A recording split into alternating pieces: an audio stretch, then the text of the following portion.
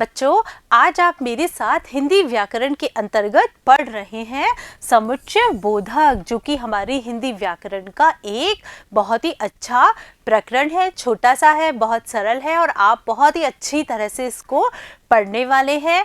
अब आपके मन में यह सवाल चल रहा होगा कि ये जो समुच्चय बोधक इतना लंबा सा शब्द है, इस शब्द का अर्थ क्या होता है।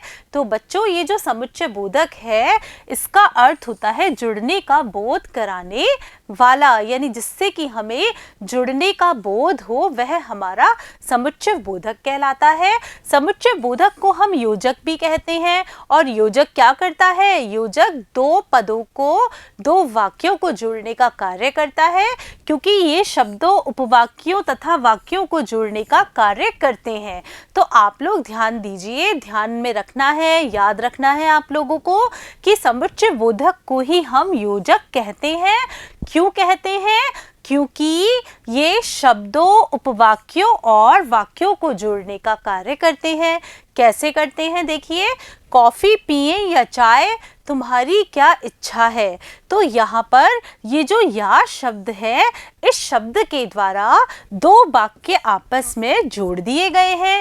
इस तरह से ये योजक दो पदों, दो वाक्यों को जोड़ने का कार्य करता है। बच्चों देखिए, समुच्चय बोधक शब्द अव्यय होते हैं। इनमें लिंग, वचन, कारक आदि के कारण कोई परिवर्तन नहीं होता, यानी इनका रूप किसी भी स्थिति में प्रभावित नहीं होता।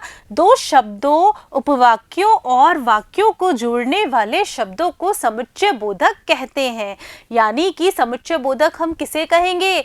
समुच्चय बोधक हम उसे कहेंगे जिसके के द्वारा दो शब्द, दो उपवाक्य और दो वाक्य जोड़े जा रहे हों, वह हमारा समुच्चय बोधक कहलाएगा। और इस समुच्चय बोधक को ही हम योजक के नाम से भी जानते हैं। देखिए, कि, लेकिन, किंतु, परंतु, क्योंकि, तथा आदि ये ऐसे शब्द हैं जो कि योजक शब्द कहलाते हैं और इनके के द्वारा हम दो वाक्यों को जोड़ देते हैं। बच्चों, ये जो समुच्चय बोधक होते हैं, इनके दो प्रकार होते हैं। कौन कौन से? समानाधिकरण समुच्चय बोधक और व्यधिकरण समुच्चय बोधक। अब हम सबसे पहले समानाधिकरण समुच्चय बोधक के बारे में पढ़ेंगे। देखिए, दो अथवा दो से अधिक समान पदों, उपवाक्यों और वाक्यों को आपस में जोड़ने वाले शब्दों को समानाधिकरण समुच्चय बोधक कहते हैं। जैसे या, व, लेकिन, इसलिए और तथा आदि। इसमें क्या होता है?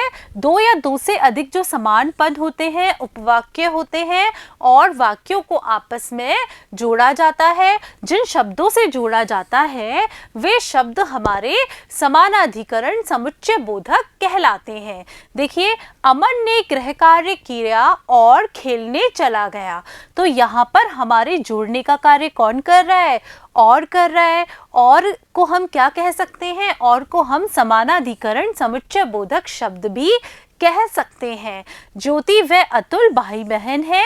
यहाँ पर वह शब्द के द्वारा दो वाक्य जोड़े गए हैं। मैंने कोशिश तो की लेकिन काम नहीं बना। यहाँ पर लेकिन शब्द के द्वारा दो वाक्य जोड़े गए हैं। तो बच्चों, ये शब्द क्या कहलाएंगे? ये शब्द हमारे समानाधिकरण समुच्चय बोधक शब्द कहलाएंगे। बच्चों, चलते हैं आगे।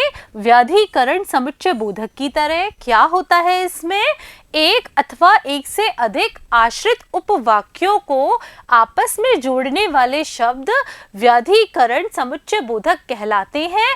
जैसे तथापि, यद्यपि, की, क्योंकि, ताकि जैसे शब्द हैं, ये शब्द हमारे व्यधिकरण समुच्चय बोधक के अंतर्गत आते हैं।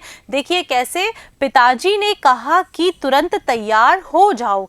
यहाँ पर की शब्द के द्वारा दो वाक्य जोड़े जा रहे हैं, इसलिए यहाँ पर व्यधिकरण समुच्चय बोधक शब्द है।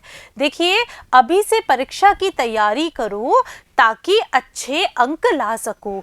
बच्चों, ताकि शब्द के द्वारा दो वाक्य जोड़े जा रहे हैं और जो ये वाक्य है पहला वाला, इस पर ये जो दूसरा वाला वाक्य है, यह हमारा पहले वाले वाक्य पर आधारित है, आश्रित है। इसलिए यहाँ पर ताकि शब्द के द्वारा जोड़ा गया है और यह हमारा व्यधिकरण समुच्चय बोधक का उदाहरण है। बच्चों, आपको यह अच्छे से समझ में आ गया होगा। अब हम एक बार समुच्चय बोधक का दोहरान कर लेते हैं।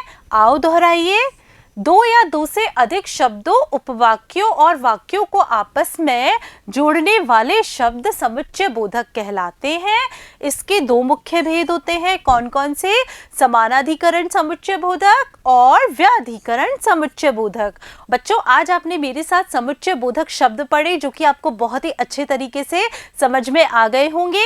और आप लोग ध्यान दीजिएगा, ध्यान रखिएगा कि समुच्चय बोधक शब्दों को हम योजक शब्दों के नाम से भी जानते हैं, जो कि दो वाक्यों, दो पदों को आपस में जोड़ते हैं। धन्यवाद बच्चों।